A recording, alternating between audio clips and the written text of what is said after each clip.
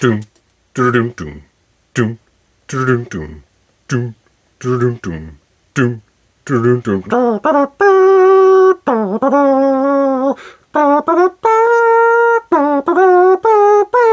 Hey, Phantomaniacs! Welcome to the newest unboxing here on the Needless Things YouTube channel.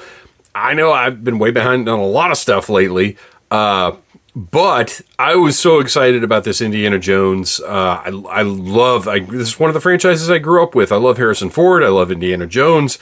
We're finally getting highly detailed, great scaled action figures of Indiana Jones is delightful to me. So even though there's probably a billion reviews out there already, I've got to do my review on this because I'm just so excited about it.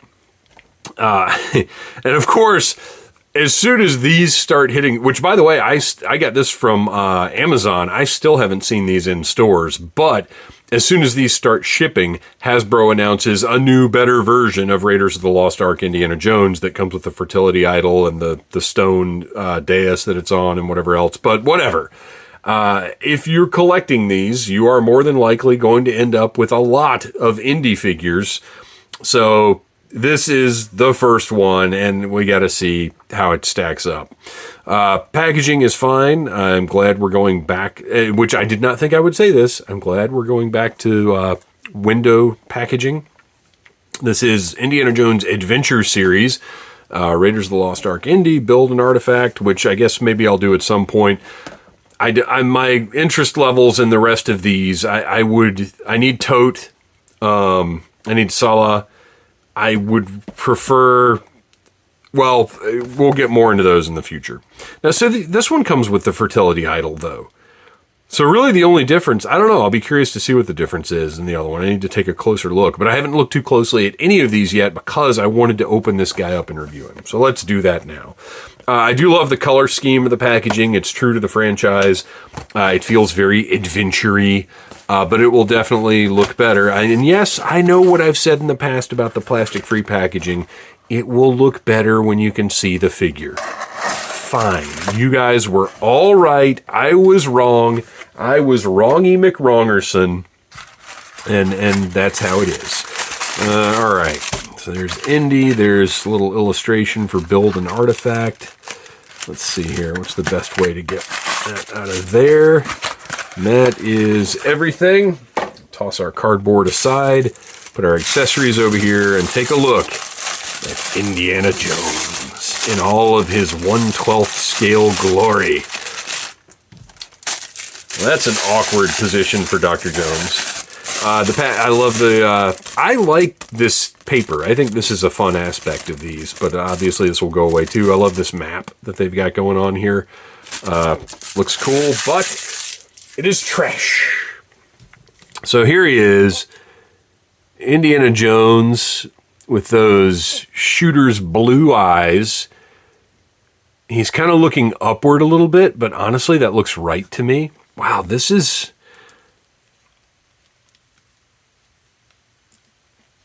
interesting. So we have done away with any kind of abdominal joint, which I'm fine with, by the way. Abdominal joints can just look not great.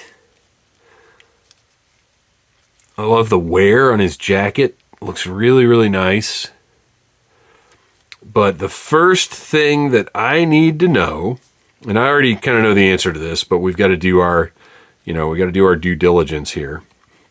So here is Indiana Jones, Dr. Henry Jones Jr., standing with hat just over 6 inches tall. Now, how does he compare to our 00 Snake Eyes? So the difference isn't as much as I thought it would be, which is interesting because I kind of thought he was going to be scaled more like Black Series, which is significantly smaller than Joe. But it kind of looks like, all right, let's get somebody other than Snake Eyes, who I believe is a little short for the Joe line. So yeah, okay. So I don't know how tall Harrison Ford is, but you can see these indie figures, unfortunately, are not really going to scale.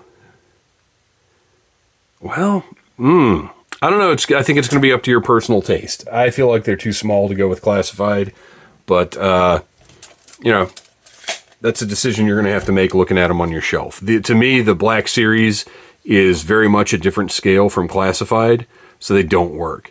So his hat is a soft plastic that I was a little concerned about being bent out of shape, but it actually looks great. And look at the wear on the hat. I think that looks real. The wear on this figure in general, like on the jacket, on the hat, looks really good. The portrait, I think, is fantastic. The stubble on his face looks great. He's got kind of that right side of his mouth. You can see the wrinkle on his cheek is just a little more defined. He's got kind of his smirk going on just a bit. The hair looks great. The hat is not removable, which I'm okay with. So the neck articulation, he's got a ball joint at the base of his neck. The neck looks great in the shirt. And then he's got a ball joint at the top of the neck. I wish there was a hinge there, but it's okay. He's pretty expressive without it. Man, I love the painted wear on this guy. He looks absolutely great. He does have the butterfly joint shoulders. Wow, that almost look like they're just going to pull right out. How is this? I'm trying to figure out how these joints are arranged. They're in there. Weird.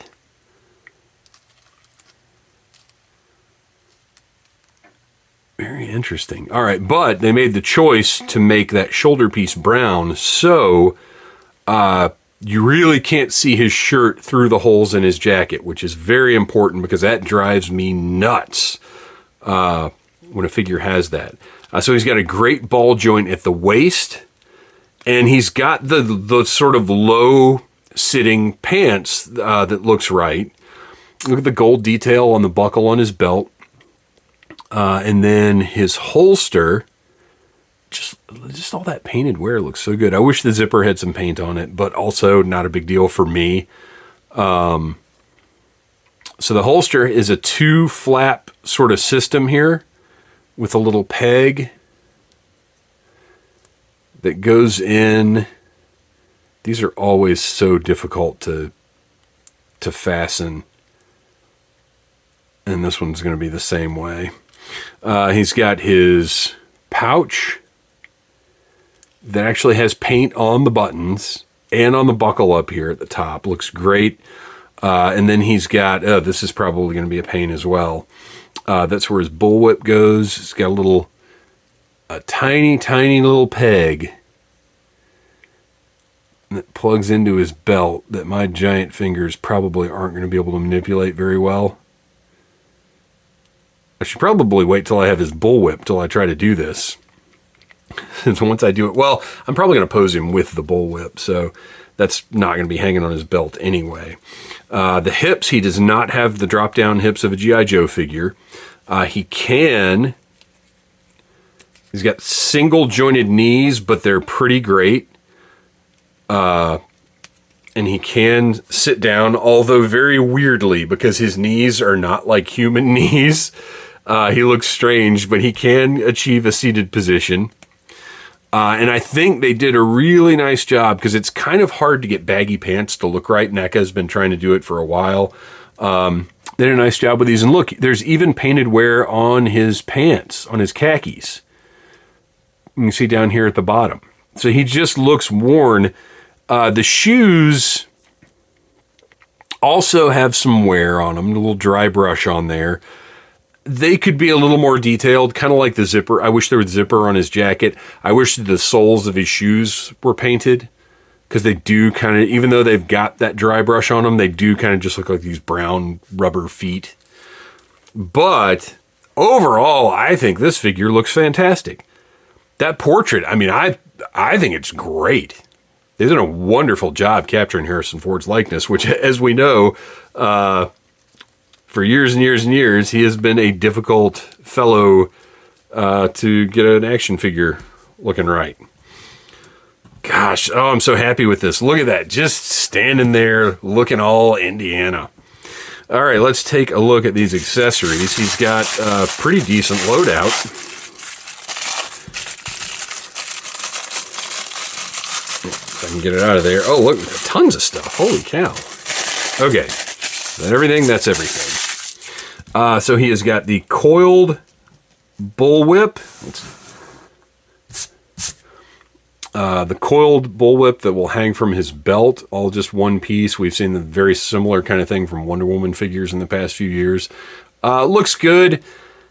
I feel like it's a little too light and could definitely use some paint, but okay. And then we've got the uncoiled bullwhip that I guess you're just going to have to heat up to get it into whatever position you want it to be in. I mean, obviously you want it kind of out like this. But nicely detailed. You can see where all the leather is braided and everything, but I feel like it should be a little darker, and it could just use some dry brushing. Customizers are probably going to have a lot of fun making these figures look a lot better than they do out of the box. You've got the pieces for the Ark of the Covenant, which I assume I will end up owning at some point. They look really neat. They're a nice gold. The gold color of the plastic looks really nice. The fertility idol that is there looking exactly as it does. Looks good, nice and gold. Nice job on that. And then his pistol or revolver there. You know what? I don't really need paint on this one. Although it does... Oh, it's like rubber. Ugh.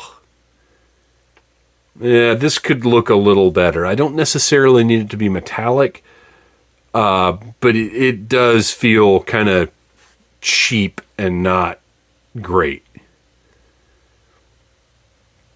Yeah, this could use some paint, and it could certainly be a stiffer plastic, more rigid plastic. But I bet... Let's see here. Yeah, I mean, it fits in his hand. Gosh, is it too small? I guess not. I don't know. It seems like it's too small. I don't know. But it's definitely too rubbery. But that'll go in the holster. And it's actually kind of hard to get it in the holster because it's so soft and rubbery. Yeah, that's kind of a miss. Whatever plastic they made that could have been better. It is going to be impossible to get that little button back in there. Ugh, I'm not real happy with this working this way. I don't know if I'm going to have to heat this up or what I'm going to have to do, but I kind of wish I had never opened it. Because the plastic is just so soft, you can't get it to push in there. Ugh, I don't like that. All right, and then let's try and get his bullwhip, which I will say at least the bullwhip is not the same color as all the other browns on him. Gosh, that's going to be a nightmare too, because the bullwhip is just thick enough to where this doesn't want to peg in. Ugh. Ugh, I hate these little rubber pegs. I don't like that. It's just going to be a matter of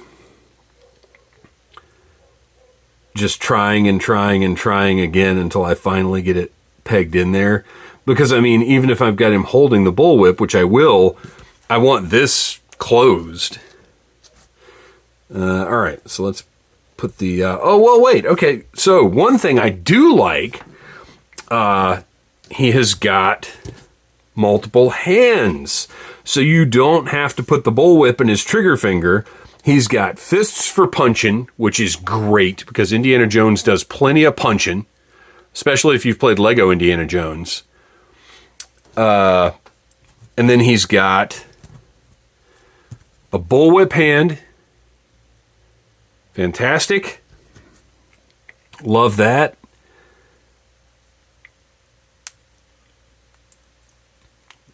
That works really well. And then he's got another hand, I guess just to hold. He can kind of hold the whip coiled up like that. And then the default hand that comes on the figure. Oh, you know what's interesting though? There are no joints on the hands. They just peg onto the body. So that's a little limiting. Let's check out I didn't even mess with these elbows really. Oh, he's got a nice more than 90-degree bend. Yeah, I don't love that the hands don't have hinges. So you kind of have to fake out how he's going to hold the fertility idol, but that's, I guess, what that hand is supposed to be. So there he is. Indiana Jones, not perfect, but pretty darn good. Certainly, aside from the Sideshow stuff, because I've actually got the Sideshow Indiana Jones figures, and they're phenomenal. But as far as like mass market retail indie, this is the best Indiana Jones figure I've ever seen.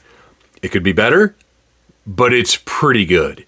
Thanks for watching. Please like, subscribe, share, tell your friends about Needless Things. And as always,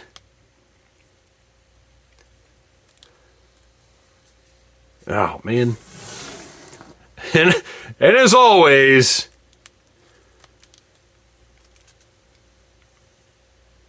bad dates. Smash that like button if you like Needless Things.